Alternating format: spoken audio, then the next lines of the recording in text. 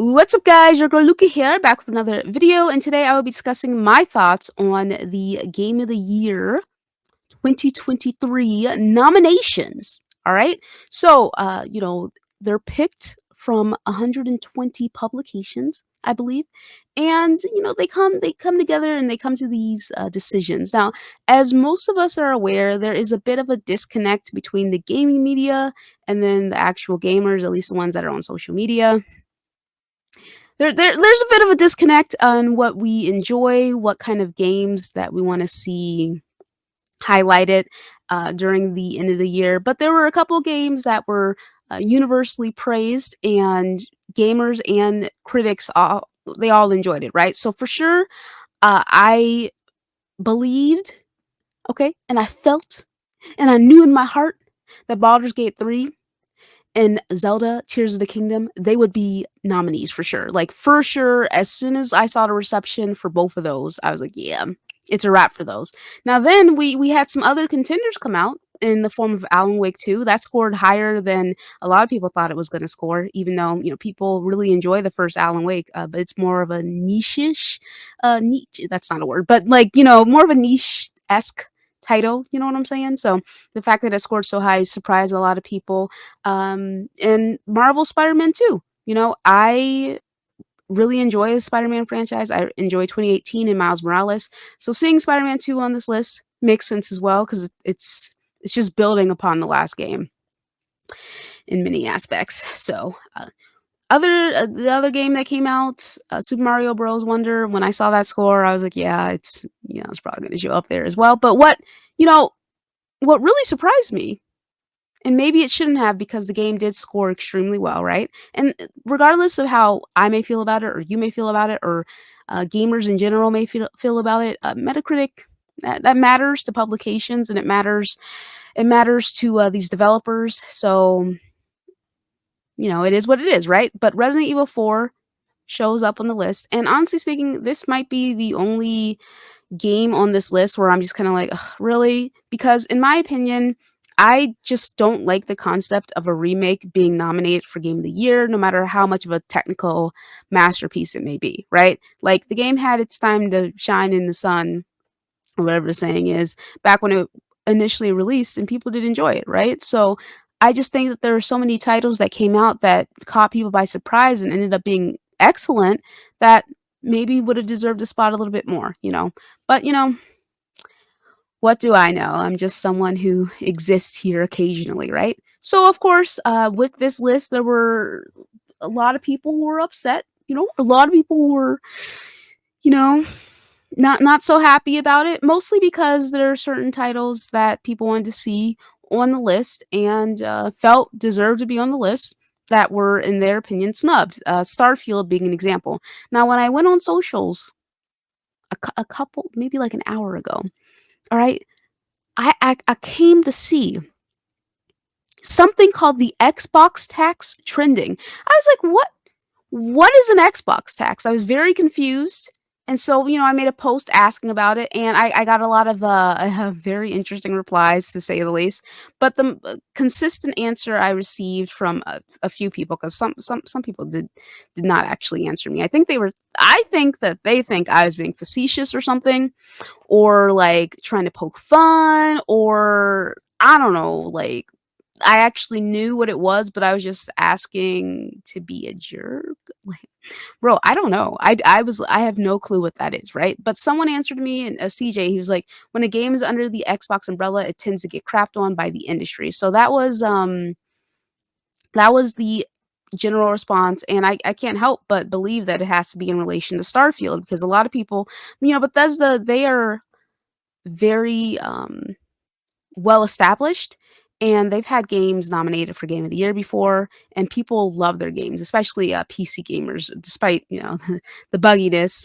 When it comes to the open world aspect and being able to create and explore, people really enjoy Bethesda titles for that. And unfortunately, Starfield fell short for a lot of critics. And the interesting thing is that, okay, and this is just my opinion, it's just my opinion, just a little conspiracy, I don't know, but I feel like Starfield scored lower because Baldur's Gate 3 ended up being so amazing and they released aroundish the same time, right?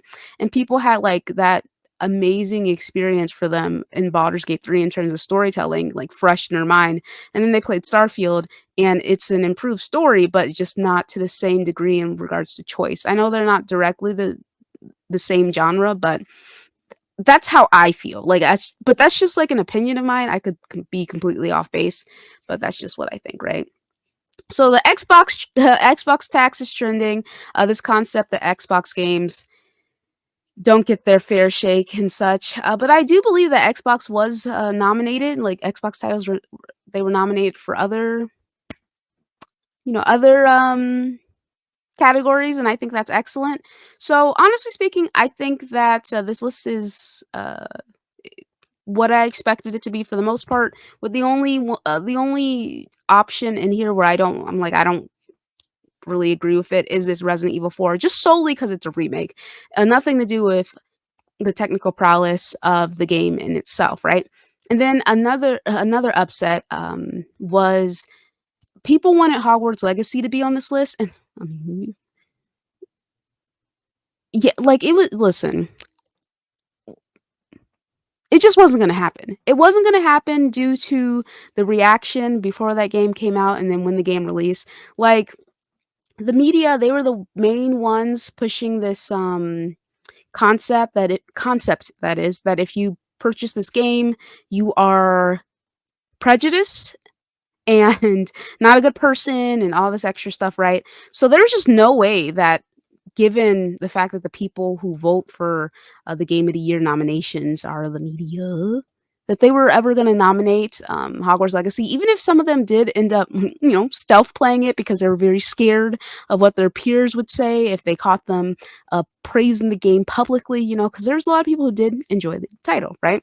So regardless of that, there was just no way Hogwarts Legacy was going to show up on the Game of the Year list, which is unfortunate because I feel like it's a good game. And, you know, when it comes to the J.K. Rowling situation, I've made several videos on that.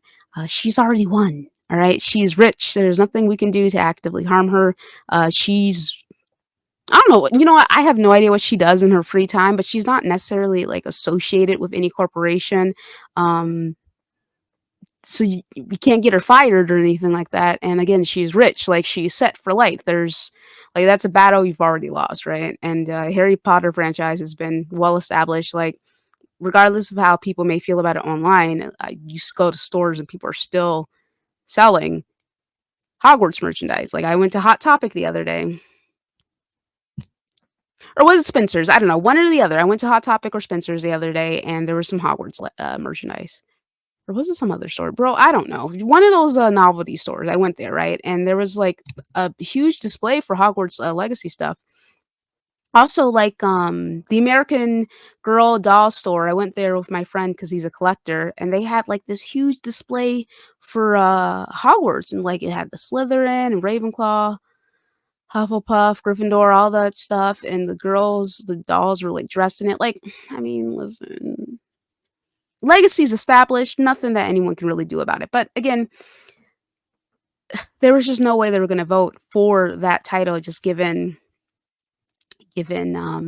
how, everyone reacted to it. Like, it was pretty bad, man. It was a pretty bad time, very interesting time, pretty, hectic. So, I think they chose the safe route because people they didn't want a repeat of earlier this year with that nonsense. They did not want to deal with it. I can't blame them for it. I understand. So they went with the safe bet, but which is unfortunate. So, and there was a couple of other titles that there's still not as established, so maybe there's just no chance they would ever get nominated. But maybe for future titles like the developers for Remnant 2 and Liza P. Those games were well established. So, but yeah, those are my thoughts. Those are my thoughts. As for the Xbox tax thing, I think that next year we're gonna get a lot of titles from Xbox studios that have the potential to be amazing and well received. So I guess we'll see what happens there. By a lot of titles, maybe Fable will come out next year, and then Avowed is coming out next year, so maybe those 2 will be well received enough to maybe make it on to the Game of the Year list for, 2024 or Hellblade 2, whenever that comes out. Alright, but, that's it for me, guys.